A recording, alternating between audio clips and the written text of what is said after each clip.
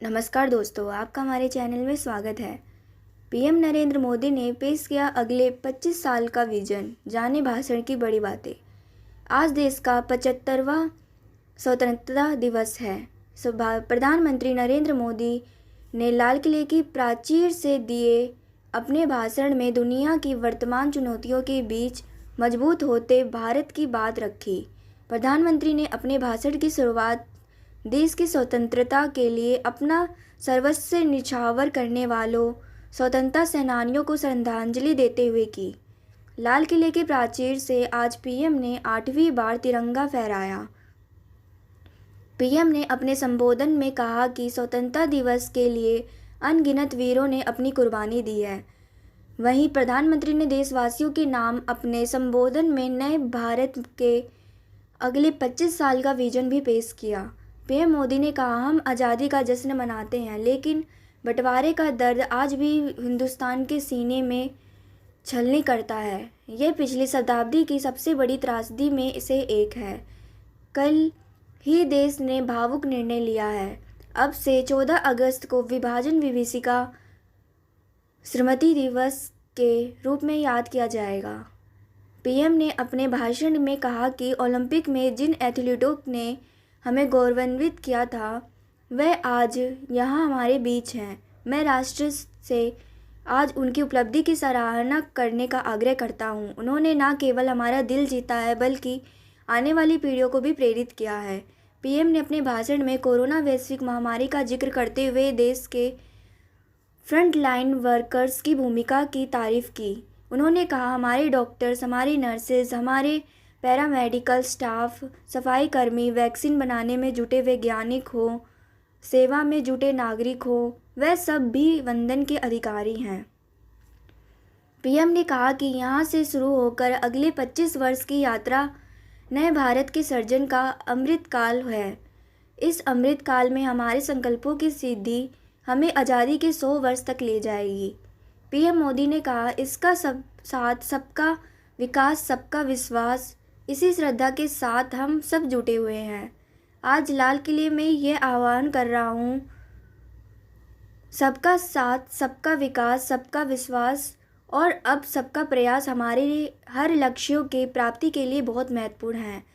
किसानों का जिक्र करते हुए पीएम मोदी ने कहा, किसानों की ज़मीन छोटी होती जा रही है। देश के 80% किसान के पास 2 हेक्टेयर से भी कम ज़मीन है। 100 में से 80 किसानों के पास कम ज़मीन है, यानी किसान एक तरीके से छोटा किसान है। देश में पहले जो नीतियाँ बनी, उसमें छोटे किसानों पर जो नीतियाँ बननी चाहिए थी, उन पर जो ध्यान केंद्रित किया जाना चाहिए था, वह नहीं हुआ। पीएम ने कहा कि छोटा किसान बने देश किसान, ये हमारा सपना है। आने वाले वर्षों में हमें देश के छोटे किसानों की सामूहिक शक्ति को और बढ़ाना होगा। उन्हें नई सुविधाएं देनी होंगी। पीएम ने कहा कि गाँव में जो हमारी सेल्फ हेल्प ग्रुप से जुड़ी 8 करोड़ से अधिक बहनें हैं, वो एक से बढ़कर एक प्रोडक्ट्स बनाती हैं। इनके प्रोडक्ट्स को देश में और विदेश में बड़ा बाजार मिले, इसके लिए अब सरकार ई-कॉमर्स प्लेटफॉर्म तैयार करेगी। पीएम मोदी ने कहा कि विकास के इस क्रम में सरकार ने बहुत अहम फैसला लिया है। आज़ादी में के अमृत महोत्सव के 75 सप्ताह में 75 वंदे भारत ट्रेनें देश के हर कोने को जोड़ेगी।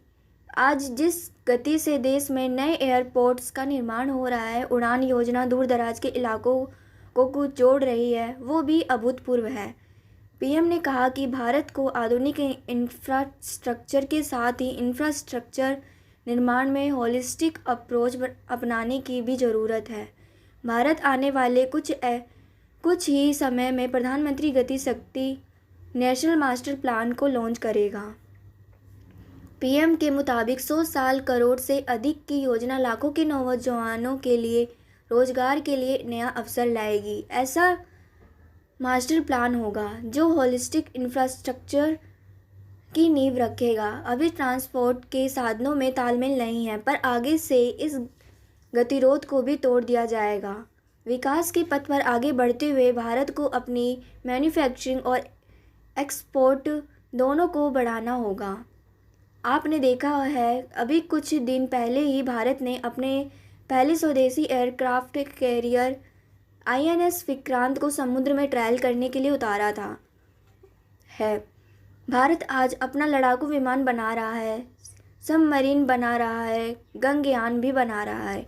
प्रधानमंत्री ने कहा, देश के सभी मैन्युफैक्चरर्स को भी ये समझना होगा, आप जो प्रोडक्ट्स बाहर भेजते हैं वो आपकी कंपनी में बनाया हुआ सिर्फ एक प्रोडक्ट ही नहीं होता, उसके साथ भारत की पहचान जुड़ी होती है, प्रतिष्ठा जुड़ी होती है, भारत की कोटि कोटि लोगों का विश्वास जुड़ा होता है। मैं इसलिए मैन्युफैक्चरर्स को कहता हूँ कि आपका हर एक प्रोडक्ट्स भारत का ब्रांड एम्बेसडर हो है। जब तक वो प्रोडक्ट इस्तेमाल में लाया जा रहेगा, उसे खरीदने वाला कहेगा, हाँ ये मेड इन इंडिया है। PM ने कहा कि किसी भी देश में रिफॉर्म्स को लागू करने के लिए गुड और स्मार्ट गवर्नेंस चाहिए। आज दुनिया की इस बात की भी साक्षी है कि कैसे भारत में अपने यहाँ गवर्नेंस का नया अध्याय लिख रहा है। हमने देखा है, कोरोना काल में ही हजारों नए स्टार्टअप बने हैं, सफलता से काम कर रहे हैं। कल के स्टार्टअप्स आज के यूनिकॉर्न बन रहे हैं। इनकी मार्केट वैल्यू हजारों करोड़ रुपए तक पहुंच रही है। लाल किले में से PM मोदी ने कहा कि मातृभाषा में होनहार लोग मिल सकते हैं, मातृभाषा में पढ़े हुए लोग आगे आएंगे तो उनका आत्मविश्वास और बढ़ेगा। इसी तरह अब सैनिक स्कूलों में अब बेटियों को पढ़ने की आज़ादी होगी। देश में पुराने कानूनों को ख़त्म करने को लेकर PM ने कहा कि देश तेज़ी से आगे बढ़ रहा है, ऐसे में पुराने डर्रे से अब देश बाहर निकल रहा है।